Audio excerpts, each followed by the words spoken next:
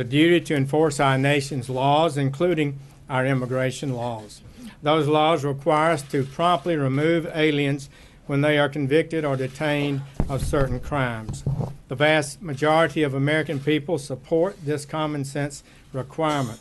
According to one recent poll, 80% of Americans believe that cities that arrest illegal immigrants for crimes should be required to turn them over to immigration authorities.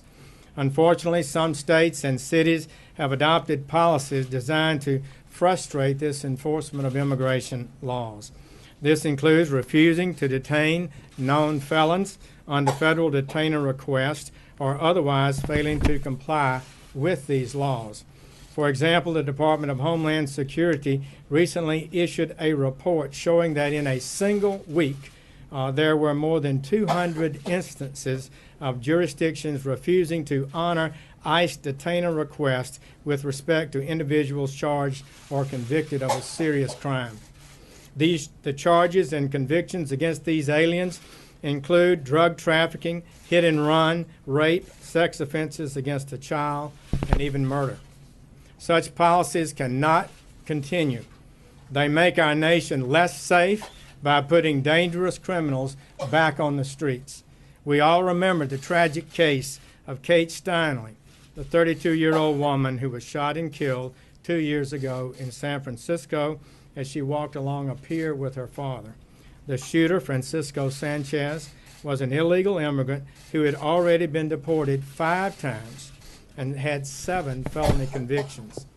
Just 11 weeks before the shooting, San Francisco had released Sanchez from its custody, even though Immigrations and Customs Enforcement officers had filed a detainer requesting that he be held in custody until immigration authorities could pick him up for removal. Even worse, Sanchez admitted the only reason he came to San Francisco was because it was a sanctuary city. A similar story unfolded just last week when Ever Valles, an illegal immigrant and a Mexican national, was charged with murder and robbery of a man at a light rail station. Valles was released from a Denver jail in late December, despite the fact that ICE had lodged a detainer for his removal. The American people are not happy with these results. They know that when cities and states refuse to help enforce immigration laws, our nation is less safe.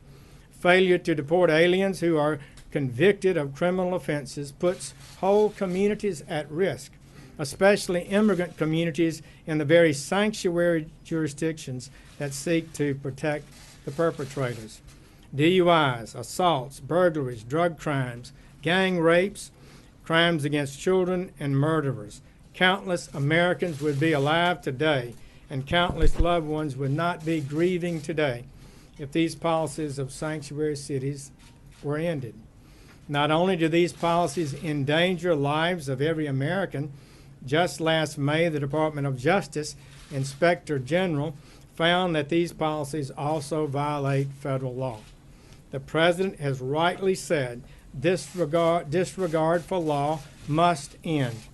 In his executive order, he stated that it is the policy of the executive branch to ensure that states and cities comply with all federal laws, including all immigration laws.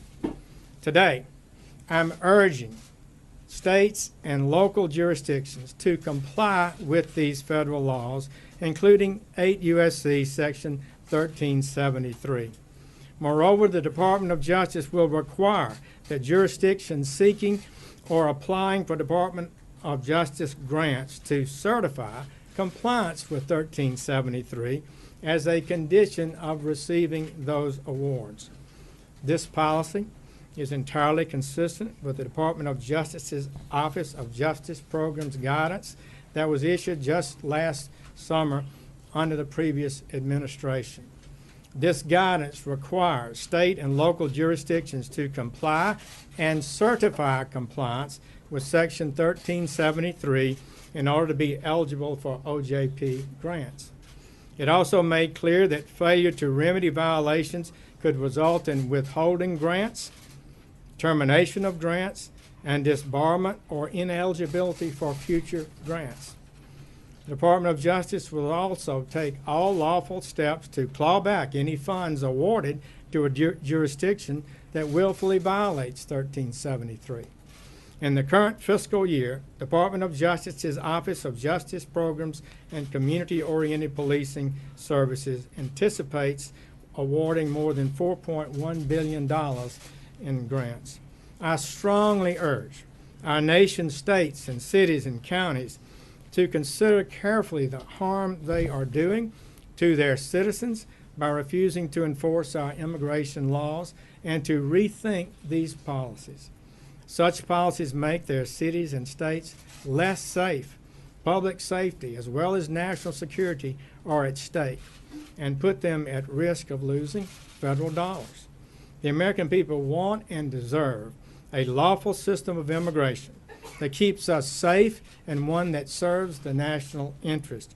This expectation is reasonable, just, and our government has the duty to meet it, and we will meet it. Thank you. In Montgomery County, Texas, in Montgomery County, right up the road, there was a rape in Maryland, at Rockville High School.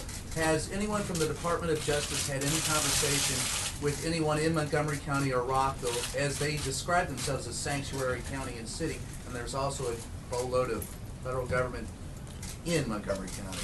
Well, you know, Maryland is talking about a state law to make the state a sanctuary state. The governor is opposed to that, I'm glad to hear. That would be such a mistake. I would plead with the people of Maryland to understand that this makes the state of Maryland more at risk for violence and crime, that it's not good policy. And as a former prosecutor for many years in state and federal law on and jurisdictions, I just know the historic relationship different federal agencies have with regard to honoring detainers.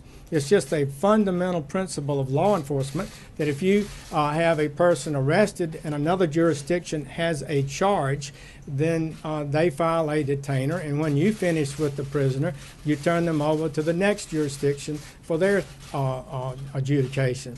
That is what should be done here. Right. So, let me answer the question. Mr. Attorney General. Major. Mr. Attorney, so listening to you carefully, it sounds like you're applying the standards and the policy that the Obama administration put forward on compliance with underlying Justice Department rules. Are you taking any additional steps? And have you asked the President to maybe talk about other federal funds that are not necessarily under your control as a way to punish sanctuary cities or states? Well, that's a good question. What I'm saying today is that essentially the policies of the Obama administration that we issued last July make clear that you should not be receiving certain federal funds if you're not in compliance with 1373. We believe that grants in the future could be issued that have additional requirements, as every grant that's being issued in America today usually has a requirement that if you qualify for this grant, you have to meet certain requirements. So we'll be looking at that in the future, and we'll continue to pursue it. But fundamentally, we intend to use all the lawful authority we have to make sure that our state and local officials who are so important to law enforcement are in sync with the federal government. Mr.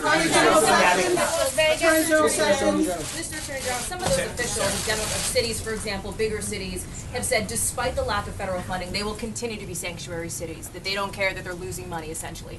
What recourse does the Department of Justice have in those cities that look at what you're doing and say, we don't care, we're going to continue to implement this policy? Well, that's very, disheartening, but I hope that the American people and their constituents in their own cities will communicate with them. And as we continue a dialogue and a discussion, and as we continue to ensure that monies that go for law enforcement only go to cities who are participating in an effective, collegial, cooperative way with the federal government, that would also send a message. We have simply got to end this policy. Thank you. Thank you all. What about the Eric Garner case and the